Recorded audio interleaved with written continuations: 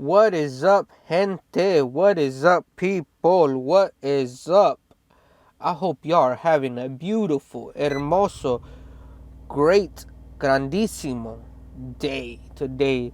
Whether you're out driving, whether you're out sitting, waiting to get unloaded, or maybe you're even fueling up, or maybe you're on the CB radio talking that junk.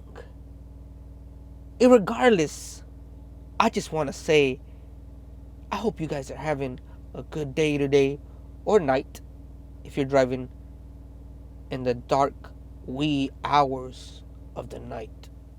Now, obviously, you've seen the thumbnail and you saw the title of what this video is going to be about. But before we get to that, let me just say, I started off from Elizabeth, New Jersey the night prior, and in the morning I got a phone call from Mr. Tony, so I started to head up on I-87, from New Jersey, New York. And let me just say, man, the scenery on this interstate is just beautiful, man. It is just beautiful. The mountains, the trees, the road was clear, it just makes me feel like, yeah, man, this is what I signed up to be, as a trucker for. Now, I also want to apologize for some extra noise or ambience in the background because I'm recording this chilling in my truck and my APU is kicking on and off because of the cold weather out here in Canada. I'm chilling here, and so if you guys hear any extra noise, it'll be that, or if you guys hear the beeping, it's because the APU is clicking on and turning itself on. But so we ended up in Canada, right?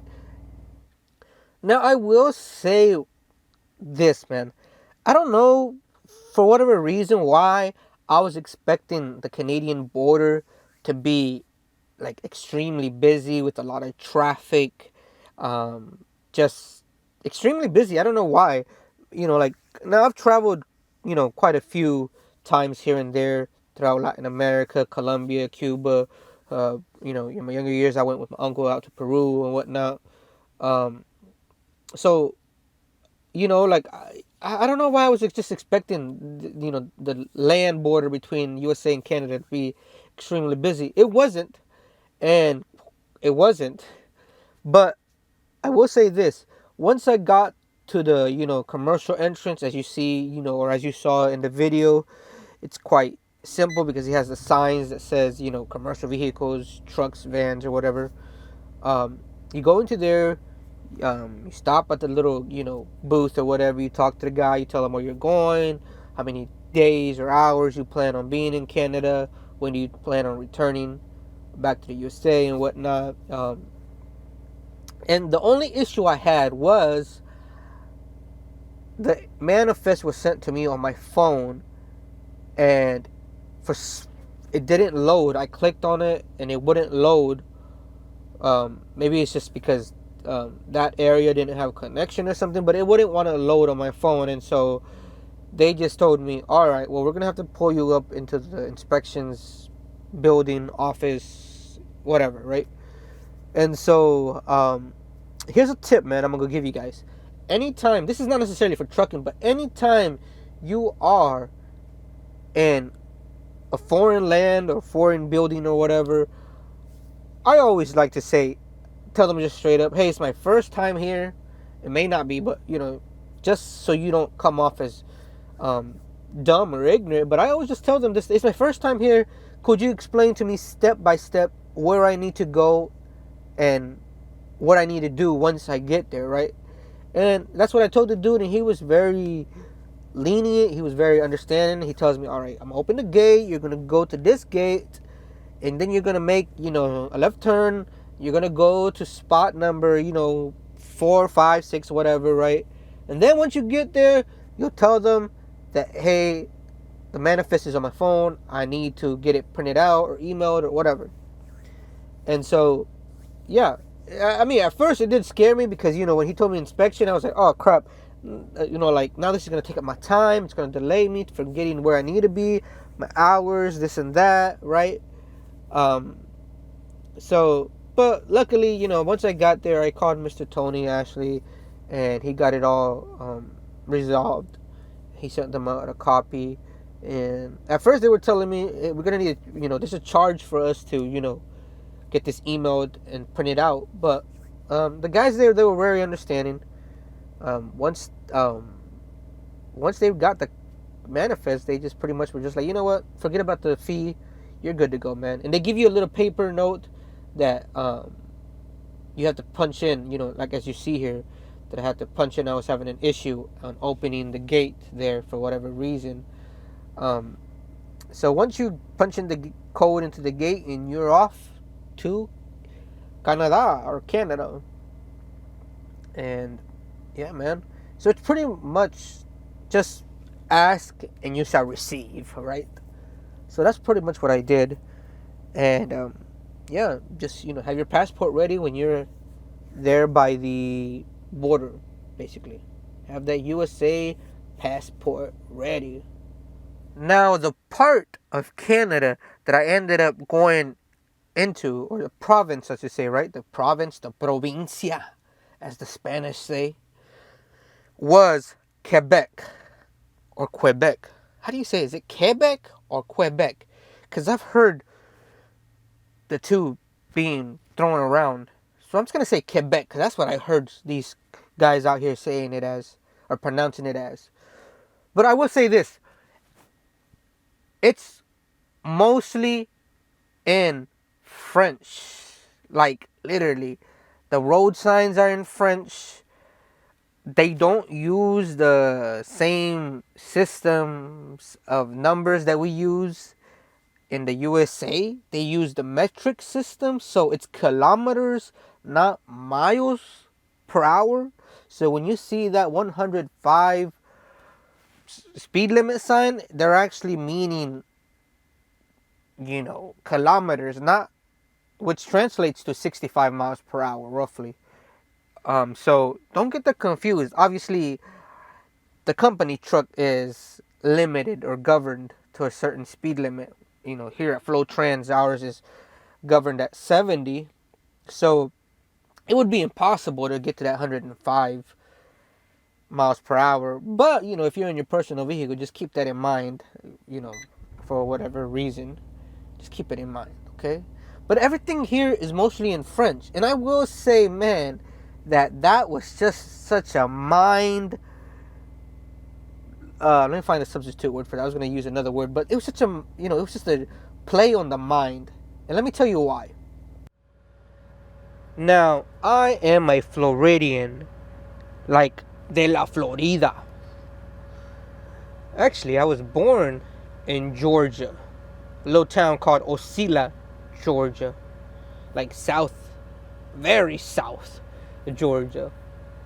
But that's besides the point.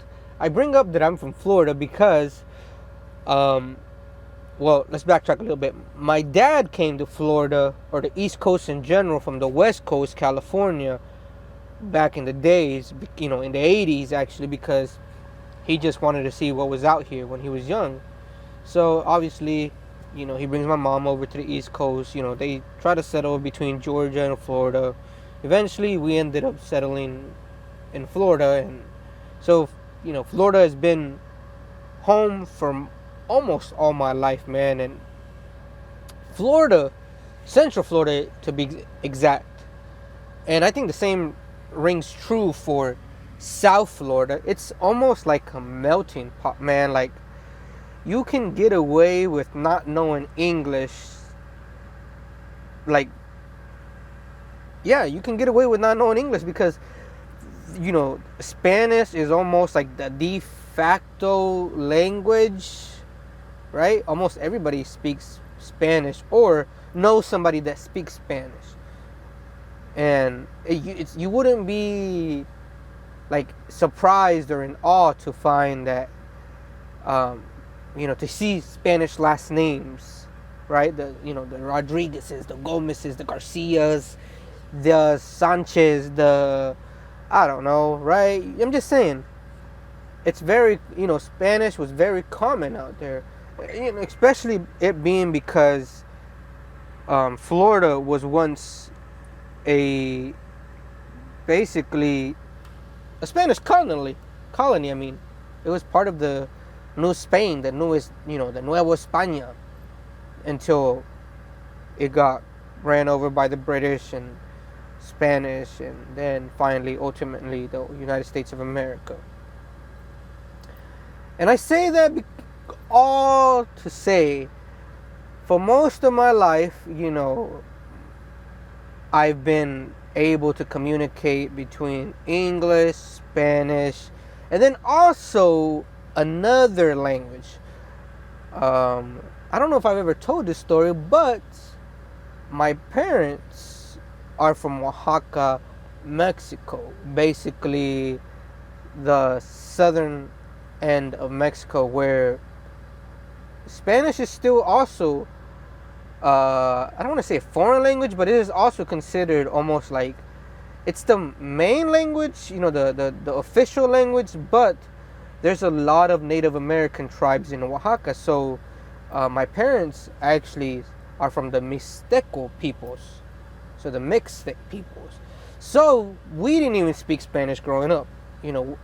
My parents spoke to me in Mixteco growing up. So Spanish to me was also a foreign language. So as far as languages goes, when I was growing up, because I was born in Georgia, like I said. Now, when I was growing up, some of you fools are gonna be like, "You're a foreigner, then," or the Latinos are gonna be like, "You're a no sabo kid." That's what these new kids are saying. Calling the Hispanic kids who can't speak Spanish, they're calling them no sabo. So, yeah. So the diehard, American folks are gonna be like, "You're a foreigner," and the Latinos are gonna be like, "You're a no sabo. Get out of here. Lárgase de aquí." But anyways, man. So growing up, Spanish was a foreign language to me because my parents spoke to us in Mixteco growing up. So I was Mexican in all sense of the, definition. I like the tortillas, the tamales, the menudo, the pozole, the barbacoa, and whatnot, etc., etc. But we spoke Mixteco, not Spanish. So in school, I was taught English, so I became more proficient in English. Now, I do maybe perhaps have an accent when I speak English, because I'm not going to be like, "Oh, look at me, yo soy americano." But English became the more dominant language after Mixteco for me, just because it's what I learned in school, the grammar, the grammatics, the literature and whatnot in school. And Spanish became like, third on the list, just because I only learned the improper Spanish per se from the people I hung around with and the friends and homies I made in school, and and the hanging out and whatnot. And it was only, I think, going to church that there was a little Puerto Rican lady at the church I used to go to as kids, that she took her time, and she was like, she used to be a teacher, she said, in Puerto Rico. So she taught us the basics of how to read and write in Spanish. So all that to say, right? All that to say, so growing up in Florida, man, I never really had a huge issue communicating, because you could either speak English or Spanish. You could resort to either language. But when I got to here in Quebec, Canada, I realized, everything is in French. And for the first time in my life, I felt like a foreigner. I really did, man. Because, I'm looking at the signs and I'm like, okay, I don't understand that. Now, some of the French stuff, it looks similar to Spanish almost. Once you do, critical thinking skills, you put the critical thinking cap on, you're like, okay, that might mean like, it might mean this in Spanish. Like, I know if, like, for shower, I seen douche which, I know some people refer to shower in Spanish as ducha. So, that's what I was, there's certain things that you could distinguish, right? But for the most part, it's pretty, I was just kind of left feeling like, oh my gosh, this is a completely foreign language, and I feel like a complete foreigner. I tried talking to the guys at the shipper, asking them if I could stay overnight, and the guy was just telling me, he literally told me, I don't know. He's like, I can't really understand. So I was just like, oh, okay. And for the first time, I felt, wow, I'm really the foreigner here, because, I can't understand, or I can't communicate with him properly to explain to him if if there's a spot for me, I could stay here overnight, because it looked like a big place. So that's what I was trying to say with this, so when you come to here, Quebec, and, just get ready to realize that you're in a different country, in a foreign land. They don't speak English, and I guess I don't want to say they don't speak English, because they are English speakers, but it's like how Spanish is to English back in the United States, right? It's not that there isn't Spanish speakers, but it's more like they're the secondary language speakers in the USA, right? You get what I'm saying? So it's like the hierarchy of languages in the USA is English, Spanish, and in Quebec, what I realized is it's French and then English. So just keep that in mind, and that's something I learned. So it also reminds me of how, like the immigrant stories in the USA, and I'm not going to speak on that here because, Okay, guys, we are finally at the shipper here in Plessisville, Quebec, and there is only one tanker bay that I noticed.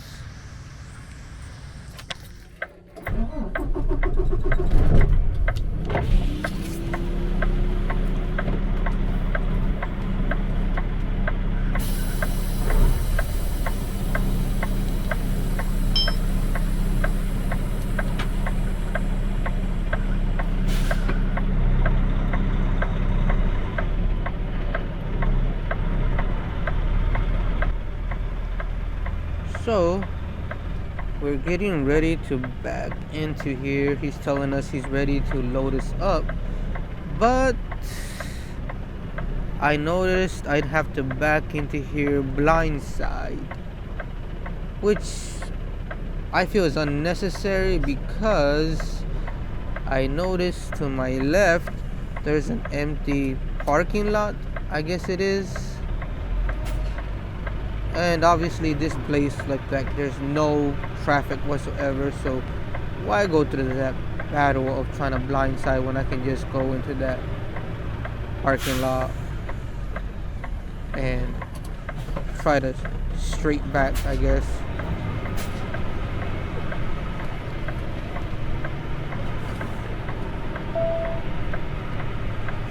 I think I'm catching a cold, man, because my nose has been stuffed and I'm feeling a little off. My eyes have been watery too for the last few hours.